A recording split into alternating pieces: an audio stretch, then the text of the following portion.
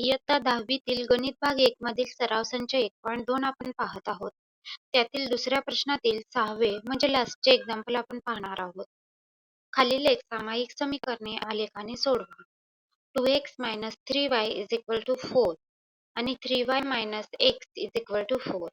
तर याचे उकल पाहू. दिलेली एक सामायिक समीकरणे. 2x 3y 4 +4 बरोबर चिन्हाच्या अलीकडे घेऊ ते -4 होईल आणि -3y बरोबर चिन्हाच्या पलीकडे घेऊ ते +3y होईल. म्हणजेच 2x 4y 3y. 3y 2x 4 हे फक्त बरोबर मांडून घेतलेले आहे. म्हणजेच y 2x 4 डिवायडेड बाय 3. आता बिंदू काढू.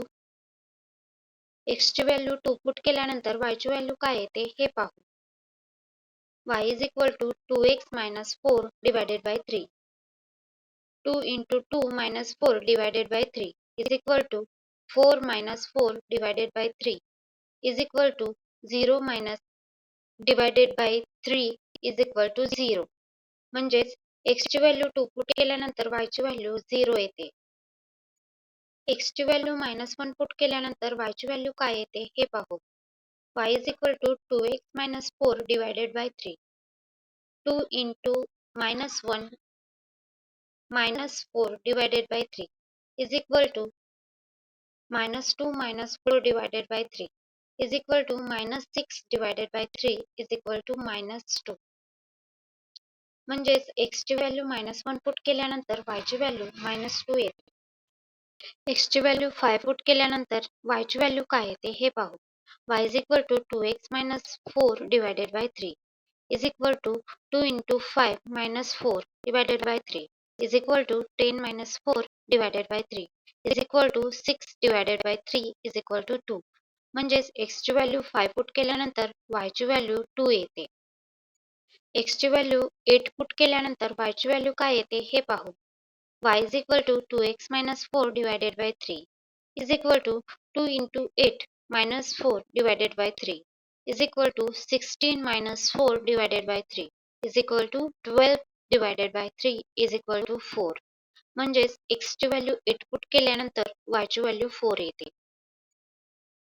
आता दुसरे समीकरण घेऊ. 3y x is equal to 4. -x बरोबर चिन्हाच्या पलीकडे नेल्यानंतर ते +x होईल. म्हणजेच 3y is equal to 4 plus x. 3y is equal to x plus 4 is equal म्हणजेच y is equal to x plus 4 divided by 3. आता बिंदू काढू. x ची व्हॅल्यू 2 पुट केल्यानंतर y ची व्हॅल्यू काय येते हे पाहू. y is equal to x plus 4 divided by 3 is equal to 2 plus 4 divided by 3 is equal to 6 divided by 3 is equal to 2. जेव्हा x ची व्हॅल्यू 2 पुट केल्यानंतर y ची व्हॅल्यू 2 येते. x ची व्हॅल्यू -4 पुट केल्यानंतर y ची value काय येते हे पाहू. y is equal to x plus 4 divided by 3 is equal to -4 plus 4 divided by 3 is equal to 0 divided by 3 is equal to 0. x ची व्हॅल्यू -4 पुट केल्यानंतर y ची व्हॅल्यू 0 येते. x ची व्हॅल्यू 5 पुट केल्यानंतर y ची value काय येते हे पाहू. y is equal to x plus 4 divided by 3 is equal to 5 plus 4 divided by 3 is equal to 9 divided by 3 is equal to 3. x ची व्हॅल्यू 5 पुट केल्यानंतर y ची व्हॅल्यू 3 येते. x ची व्हॅल्यू -1 पुट केल्यानंतर y ची value काय येते हे पाहू.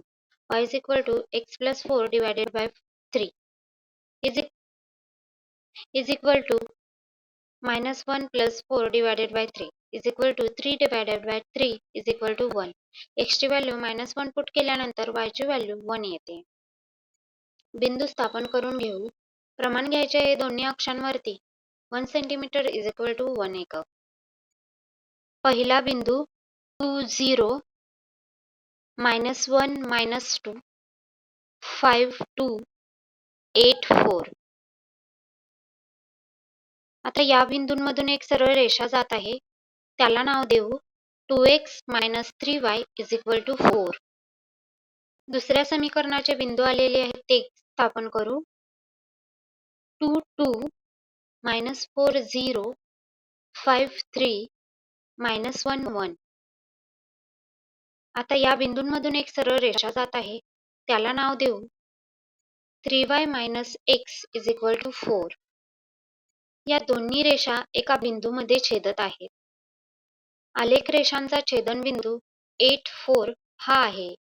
म्हणून 2x - 3y = 4 आणि 3y - x = 4 या एकसामायिक समीकरणाचे उकल x = 8 आणि y = 4 आहे. आता इथे याचे सोल्युशन संपते.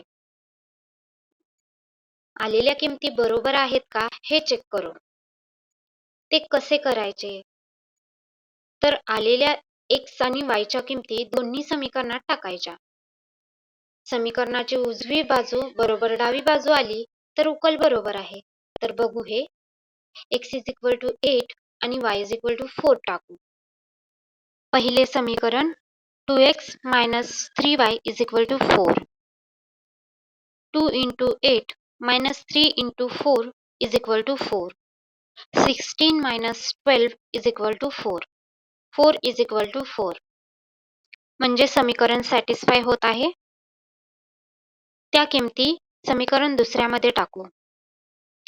3y - x = 4. 3 × 4 - 8 = 4. 12 - 8 = 4. 4 = 4. हे समीकरणही सॅटिस्फाय होत आहे म्हणजे आपले आलेले उत्तर बरोबर आहे.